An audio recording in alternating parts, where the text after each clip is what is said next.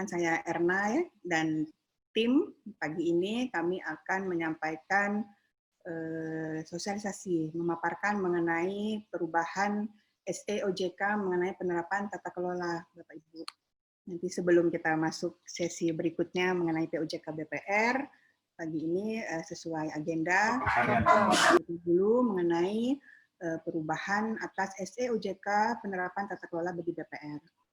Jadi tadi sebagaimana disampaikan Mas Sandi juga bahwa SE OJK ini telah melalui pembahasan ya tentunya melalui pembahasan bersama satuan kerja terkait, GPIP, GPSI, DPMK, dan juga pengawas juga dalam hal ini, dan juga saat ini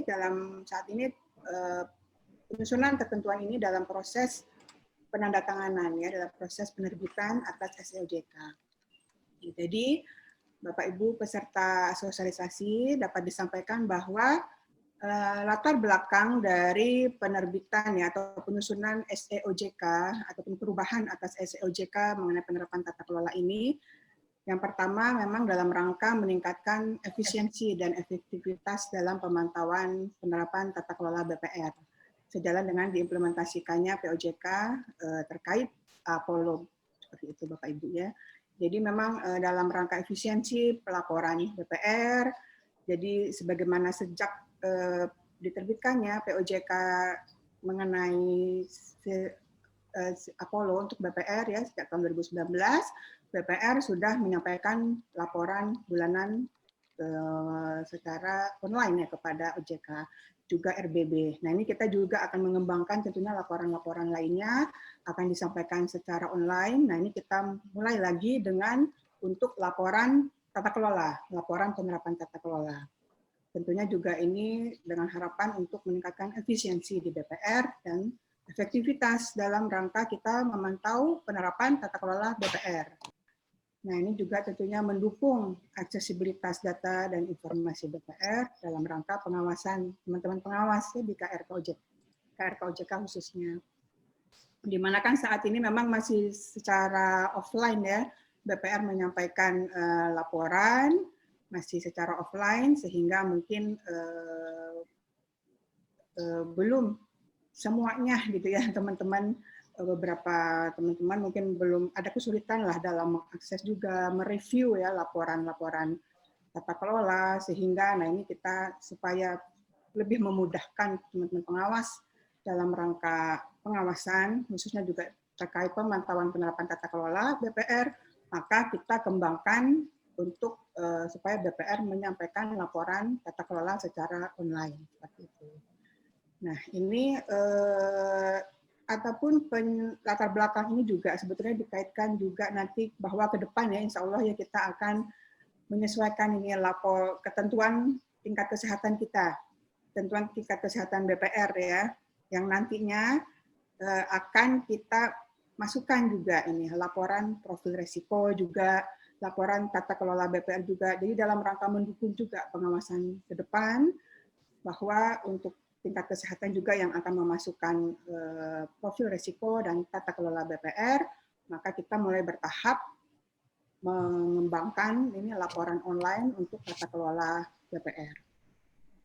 Nah ini ada pun payung hukumnya, yaitu POJK nomor 4 tahun 2015 ya, sebagaimana kita pahami ya bahwa memang POJK ini diterbitkan ya karena memang sudah menjadi kebutuhan untuk BPR, ya di mana ya untuk meningkatkanlah good cover GCG di BPR seperti itu, jangan sampai banyak penyimpangan seperti itu, mismanagement gitu, sehingga memang diperlukan penerbitan POJK penerapan tata kelola BPR ini sejak tahun 2015. Dan BPR pun sudah mulai melapor kepada OJK atas penerapan tata kelolanya sejak tahun 2016, Bapak Ibu ya. Dan teman-teman juga di KRK OJK tentunya juga sudah mulai mereview ya laporan-laporan tersebut.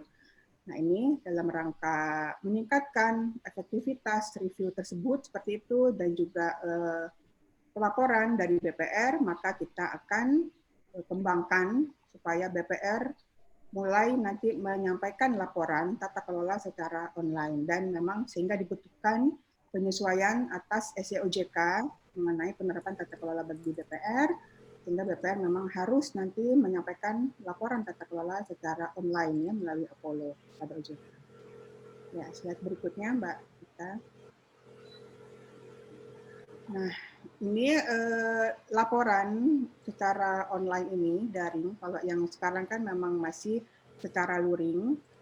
Nanti baru memang mulai diterapkan pertama kali untuk laporan posisi Desember 2021. Jadi saat ini kita mempersiapkan dulu untuk dalam rangka penerapan online ini. Kita menyiapkan baik dari OJK ya di kita, di pengawasan, di pengembangannya juga. Teman-teman kami juga sudah koordinasi dengan teman-teman DPIP, GPSI seperti itu, dan tentunya juga di industri. Nah, di industri juga supaya mereka nanti sudah siap supaya di posisi Desember 2021 mereka pertama kali nanti menyampaikan laporan penerapan tata kelola secara online kepada OJK. Ya, nah ini pengembangan ini dilakukan tahun 2021 ya sebagai info teman-teman, Bapak Ibu peserta sosialisasi, dikembangkan tahun 2021 tidak hanya untuk laporan tata kelola, dapat kami sampaikan juga untuk laporan manajemen risiko Bapak Ibu ya, laporan self assessment penerapan nilai profil risiko. Nah itu juga BPR nanti akan menyampaikan online juga seperti itu. Tapi memang di SOJK manajemen risiko sudah diatur bahwa BPR akan menyampaikan secara daring ya, sehingga memang tidak perlu ada perubahan atas SEOJK-nya. Ini kita hanya mengubah SEOJK mengenai penerapan tata kelola BPR. Ya. Berikutnya. Nah, selain mengatur untuk nanti laporan online, SEOJK ini juga mengatur untuk yang laporan posisi sebelum Desember 2021 ya, dalam hal ini untuk yang posisi Desember 2020. Nah, ini BPR dapat menyampaikan laporan melalui soft copy. Jadi tidak hanya hard copy sebagaimana diatur dalam SEOJK yang saat ini berlaku. Nah, ini karena ya dalam kondisi pandemi seperti ini, jadi sekaligus juga ini ada penyempurnaan SEOJK, kita atur juga bahwa untuk laporan SEOJK, untuk laporan penerapan tata kelola posisi Desember 2020 ini, DPR dapat menyampaikan melalui email seperti itu ya. Penyampaian soft copy-nya melalui email atau hard copy yang disampaikan langsung kepada pengawas di KRK OJK. Ya, berikutnya Mbak Evita. Ya, ini berdasarkan SEOJK ini dalam rangka penyampaian laporan online tata kelola, sebagaimana kita ketahui ya, bahwa laporan tata kelola itu kan ada self-assessment dan juga ada transparansi tata kelola. Nah ini untuk laporan self-assessment tidak ada perubahan, Bapak Ibu ya, tetap seperti sebagaimana yang diatur dalam SEOJK yang saat ini berlaku. Yang kita sesuaikan, yang kita sempurnakan adalah laporan transparansi tata kelola. Jadi kalau di SEOJK yang saat ini berlaku hanya diatur cakupan-cakupan secara umum. Nah ini dalam rangka kita penerapan laporan secara online, maka kita buatkan template ya, kita buatkan formatnya di SEOJK yang baru ini nanti untuk BPR menyampaikan secara online dan juga nanti bagaimana BPR menyampaikan laporan tersebut ya melalui Apollo. Sehingga memang nanti diharapkan, nah ini data-data yang disampaikan dari BPR tentunya bisa bermanfaat juga untuk kebutuhan pengawasan nantinya, seperti itu. Nah ini data-datanya nanti akan selain PDF juga secara format text file juga nanti disampaikan melalui Apollo tersebut, sehingga memang nanti diharapkan ke depannya akan sangat bermanfaat juga dalam rangka penyusunan QYB, mungkin seperti itu, atau juga untuk LHP. Nah itu jadi memang kita tidak hanya untuk BPR saja ya, memudahkan BPR untuk dalam rangka lapor online, tapi juga di pengawasan juga. Ini kita juga jadi pengembangan yang kita siapkan di tahun depan, dan nanti kita memang sudah akan atur di SEOJK ini. Ini juga memperhatikan juga untuk lebih memudahkan pengawas gitu ya, teman-teman pengawas, mendukung teman-teman pengawas dalam rangka memastikan implementasi penerapan tata kelola dan juga ada manajemen risiko ya, supaya lebih mudah direview nantinya setelah BPR lapor online, sehingga nanti akan menjadi masukan tentunya, setelah masukan bagi BPR dari teman-teman pengawas setelah direview, masukan bagi BPR dalam penerapan tata kelola. Nah ini berikutnya, nah ini di dalam SEOJK perubahan diatur mengenai format laporan transparansi tata kelola, apa-apa saja yang disesuaikan di SEOJK ini. Nah ini akan disampaikan lebih lanjut oleh Mbak Evita. Ya silakan Mbak Evita. Baik Bu Erna, suara saya terdengar dengan jelas ya Bu ya? Ya, jelas Mbak. Ya Bu, baik Bu, terima kasih atas kesempatannya. Mohon izin Bapak Ibu untuk melanjutkan penjelasan terkait format laporan transparansi tata kelola sebagaimana yang sudah tercantum dalam RSEOJK perubahan SEOJK tata kelola. Di dalam lampiran RSEOJK perubahan tersebut akan terdapat format-format yang menstandarisasi laporan dari aspek penerapan tata kelola yang harus disampaikan oleh BPR, meliputi pengungkapan penerapan tata kelola, kemudian kepemilikan saham direksi, hingga pemberian dana untuk kegiatan sosial dan kegiatan politik selama periode pelaporan. Nah, dalam hal diperlukan, BPR dapat menambahkan penjelasan mengenai ringkasan penerapan transparansi tata kelola dalam periode 1 tahun, ataupun penjelasan umum lain, misalnya latar belakang, ataupun dasar hukum yang perlu dicantumkan menurut BPR, atau memang hal lain yang dinilai memang signifikan, sesuai dengan kondisi dan kebijakan masing-masing BPR. Nanti di dalam setiap tabel, masing-masing tabel akan terdapat satu baris penjelasan lebih lanjut seperti yang ada di bawah ini. Nah, BPR bisa menyampaikan penjelasan lain yang memang dirasa perlu untuk disampaikan selain informasi ataupun data yang memang sudah ada cakupannya di dalam sistem pelaporan. Kemudian yang pertama terkait aspek pengungkapan penerapan tata kelola untuk pelaksanaan tugas dan tanggung jawab anggota direksi. Di sini BPR harus menyampaikan informasi terkait nama anggota direksi, kemudian NIK-nya. NIK ini hanya disampaikan dalam pelaporan kepada Otoritas Jasa Keuangan. Nanti untuk pelaporan penerapan tata kelola yang disampaikan kepada media massa ataupun asosiasi ataupun laporan yang dipublikasikan di website BPR, NIK ini tidak akan dicantumkan. Kemudian tugas dan tanggung jawab dan juga tindak lanjut rekomendasi Dewan Komisaris, termasuk juga tindak lanjut atas rekomendasi yang belum dilaporkan dalam laporan penerapan tata kelola tahun sebelumnya. Kemudian selanjutnya terkait pelaksanaan tugas dan tanggung jawab anggota Dewan Komisaris, informasi yang perlu disampaikan adalah nama, NIK, jabatan, tugas dan tanggung jawab, dan juga rekomendasi kepada direksi. Terkait kelengkapan dan pelaksanaan tugas komite, BPR harus menyampaikan apa saja tugas dan tanggung jawab dari masing-masing komite audit, pemantau risiko, ataupun komite remunerasi dan nominasi apabila ada. Apabila nanti BPR memiliki komite lain selain 3 komite ini, BPR dapat menyampaikan laporannya atau penjelasannya di dalam kolom di bawah tadi sebagaimana tabel yang sudah kami tunjukkan sebelumnya. Misalnya saja apabila BPR memiliki komite manajemen risiko ataupun komite teknologi informasi.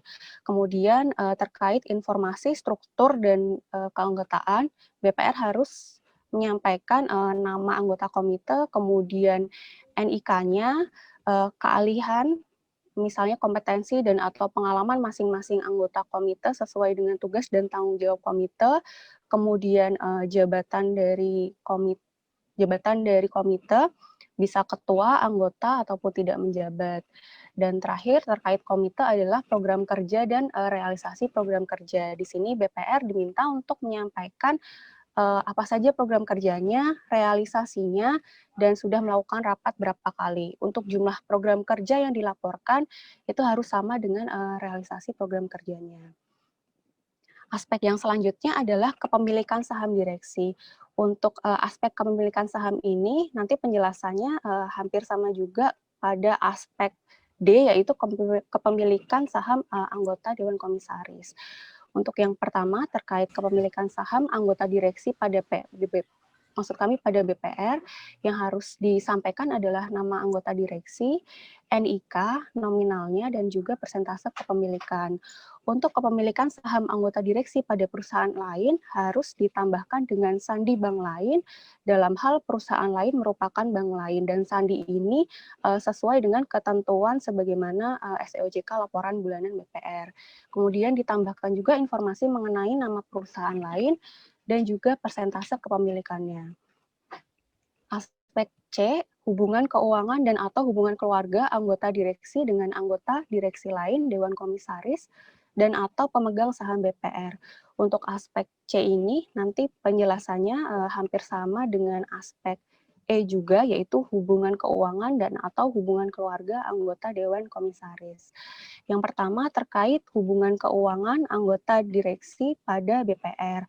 Informasi yang harus disampaikan adalah nama anggota direksi, kemudian NIK, hubungan keuangannya pada anggota direksi lain, anggota Dewan Komisaris, dan juga pemegang saham. Nah, dalam hal terdapat hubungan keuangan, pengisian dilakukan dengan menuliskan nama, dash hubungan keuangan. Hubungan keuangan ini dapat berupa antara lain menerima dan atau memberikan penghasilan bantuan keuangan, pinjaman, dan atau menjadi penjamin atau mendapatkan jaminan. Dalam hal nanti anggota direksi memiliki hubungan keuangan dengan lebih dari satu pihak pada masing-masing kolom tadi, maka dapat ditambahkan dengan dipisahkan oleh tanda koma. Dalam hal tidak terdapat hubungan keuangan bisa diisi dengan tidak ada. Untuk hubungan keluarga, sama untuk kolomnya, nama anggota direksi, NIK, dan apa hubungan keluarganya. Dalam hal terdapat hubungan keluarga diisi dengan nama dash hubungan keluarga. Kemudian aspek D, di sini kepemilikan saham Dewan Komisaris, penjelasannya hampir sama dengan aspek B sebelumnya. Di sini bisa saya skip. Kemudian untuk yang E juga, hubungan keuangan dan atau hubungan keluarga anggota Dewan Komisaris, penjelasan tabelnya sama dengan aspek C. Jadi ini bisa saya skip. Kemudian untuk aspek selanjutnya adalah paket atau kebijakan remunerasi dan fasilitas lain bagi direksi dan Dewan Komisaris yang ditetapkan berdasarkan RUPS. Berdasarkan pengaturan existing, sudah terdapat cakupan paket atau kebijakan remunerasi apa saja yang harus disampaikan oleh BPR. Namun setelah kami meneliti beberapa sampel laporan BPR, mereka menyampaikannya sangat bervariasi. Ada yang menyampaikan dari seluruh parameter ini dijumlahkan secara total, jadi tidak dirinci berapa jumlah keseluruhan gaji, tunjangan, tantiem, maupun kompensasi berbasis sahamnya. Ataupun terkait fasilitas juga ada BPR yang menyampaikan fasilitas dalam nominalnya, ataupun fasilitas yang hanya menyampaikan fasilitas apa saja gitu, tidak dinominalkan. Nah, di sini untuk menstandarisasi informasi yang harus disampaikan oleh BPR, kami menambahkan tabel terkait paket kebijakan remunerasi dan juga fasilitas. Yang pertama, paket kebijakan remunerasi bagi direksi dan Dewan Komisaris, informasi yang harus disampaikan adalah untuk direksi dan Dewan Komisaris, berapa jumlah orangnya, dan juga berapa jumlah keseluruhan dari masing-masing parameter remunerasinya, termasuk gaji. Nah, gaji di sini kami juga menegaskan bahwa gaji merupakan gaji pokok, tidak termasuk tunjangan yang diterima direksi dan Dewan Komisaris serta keluarga. Selanjutnya ada tunjangan, tantiem, kompensasi berbasis saham, dan juga remunerasi lainnya bagi pengurus BPR, dan ditetapkan berdasarkan RUPS dengan memperhatikan tugas wewenang, tanggung jawab, dan juga risiko dari masing-masing anggota direksi dan juga anggota Dewan Komisaris. Terkait uraian fasilitas lain bagi direksi dan Dewan Komisaris, informasi yang harus disampaikan adalah fasilitasnya apa saja dan disertai dengan jumlah fasilitasnya, unitnya berapa.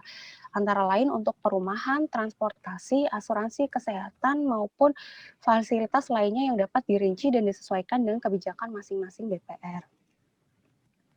Untuk aspek selanjutnya adalah rasio gaji tertinggi dan terendah. Di dalam RSEOJK perubahan ini kami menambahkan klausul yang memperjelas bahwa gaji yang dimaksud di sini adalah gaji dalam 1 tahun periode. Dan juga sebagaimana pengaturan existing yang sebelumnya, gaji yang dihitung dalam rasio gaji di sini adalah gaji dan juga tunjangan yang diterima oleh pegawai dan keluarganya selama dalam kurun waktu 1 tahun. Untuk penjelasan di RSUJK perubahan ini. Kemudian untuk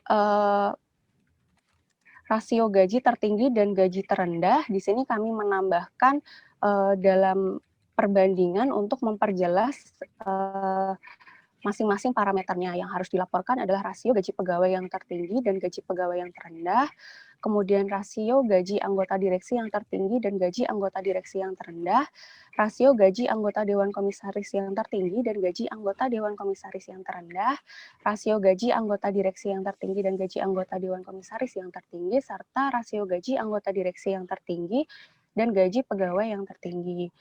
Di sini kami menyampaikan juga contoh perhitungannya dan juga tabel pelaporannya harusnya seperti apa. Karena setelah kami melihat juga beberapa laporan BPR, itu ada beberapa BPR yang menyampaikan misalnya untuk gaji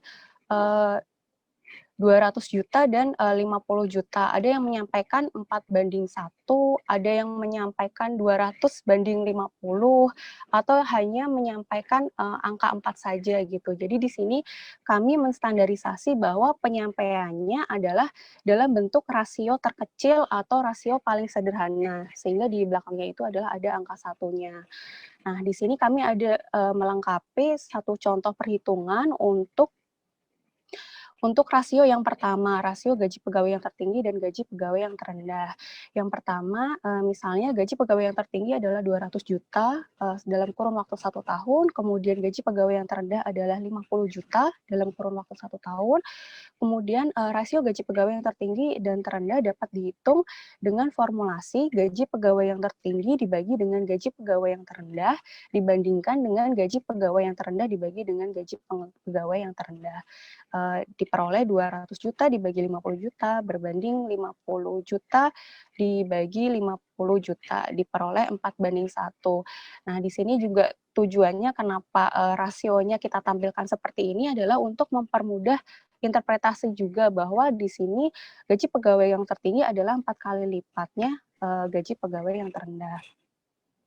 Kemudian untuk aspek H, frekuensi rapat Dewan Komisaris, informasi yang harus disampaikan adalah pelaksanaan rapat dalam 1 tahun mencakup tanggal rapat, jumlah peserta, dan topik atau materi pembahasannya.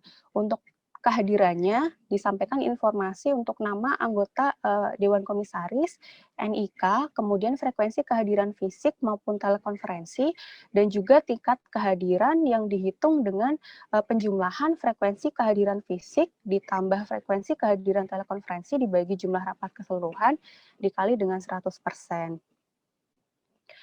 Aspek yang selanjutnya adalah jumlah penyimpangan internal. Nah, tabel di dalam RSUJK perubahan ini nanti termasuk juga aspek J dan juga aspek K tetap berlaku sampai dengan laporan penerapan tata kelola posisi Desember 2020. Maksud kami untuk tabel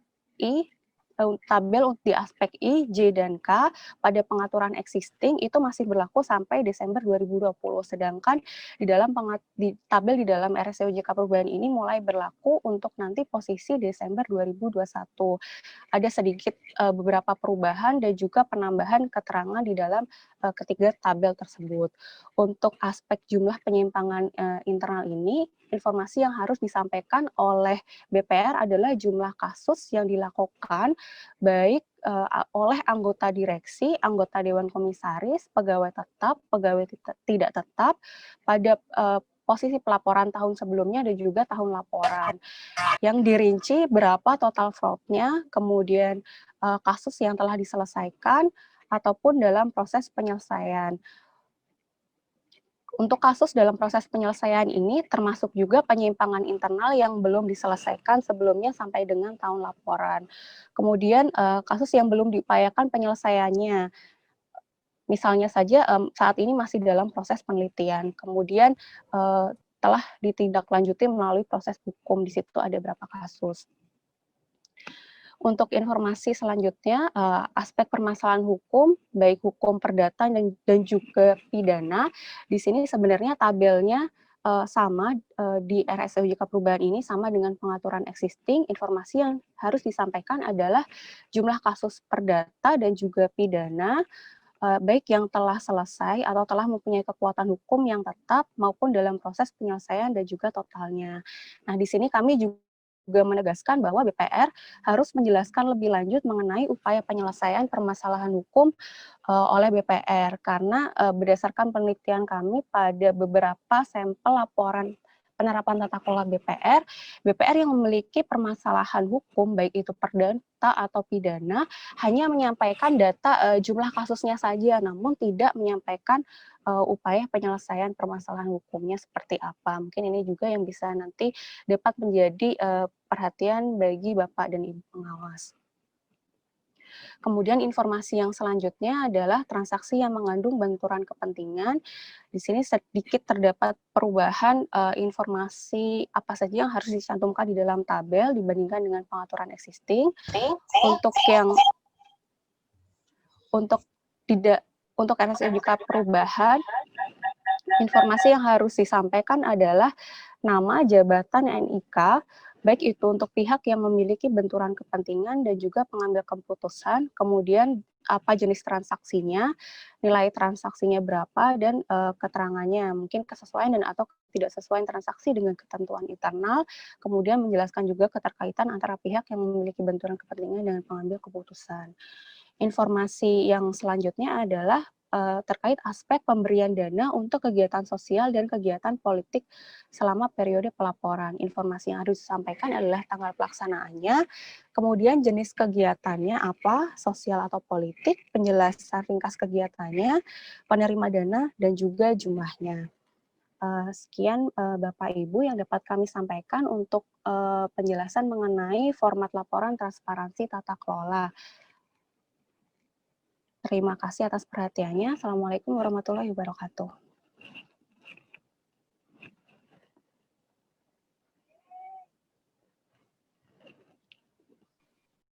Sini terusan. Terima kasih Mbak Evita. Tadi Bapak Ibu, teman-teman pengawas ya sudah dijelaskan oleh Mbak Evita mengenai format transparansi ya laporan dalam rangka laporan tata kelola ini. Jadi memang dibandingkan sebelumnya nanti BPR akan lebih seragam, penyampaian laporan transparansi tata kelola sehingga diharapkan juga dimeringankan pengawas juga sebenarnya dengan pengawas. Mungkin kalau selama ini lihat laporan transparansi tata kelola BPR kan bervariasi gitu ya informasi yang disampaikan. Tapi memang di sini juga walaupun kita buatkan format, tapi tetap BPR nanti di sistem ya mereka tetap ada bisa menyampaikan hal-hal yang perlu mereka ungkapkan, perlu mereka sampaikan di luar format yang ada di dalam SEOJK ini. Nah, ini mudah-mudahan dapat mendukung dan juga menyenangkan teman-teman sehingga nanti lebih mudah juga dalam mereview laporan tata kelola BPR sehingga tentunya akan lebih efektif juga penerapan tata kelola BPR bagaimana diatur dalam POJK dan SOJK. Mungkin sebelum tanya jawab mungkin Bu Ani ada tambahan Bu Ani? Iya, terima kasih Bapak dan Ibu, selamat pagi. Assalamualaikum warahmatullahi wabarakatuh. Sepertinya tadi sudah dijelaskan ya oleh teman-teman Ibu Erna dan Mbak Evita. Mungkin kita lanjut saja langsung kalau apakah saya serahkan saja kepada MC dan moderator, apakah langsung tanya jawab seperti itu? Saya rasa sudah jelas ya. Kalau ada tanya jawab. Silakan Mbak Junita.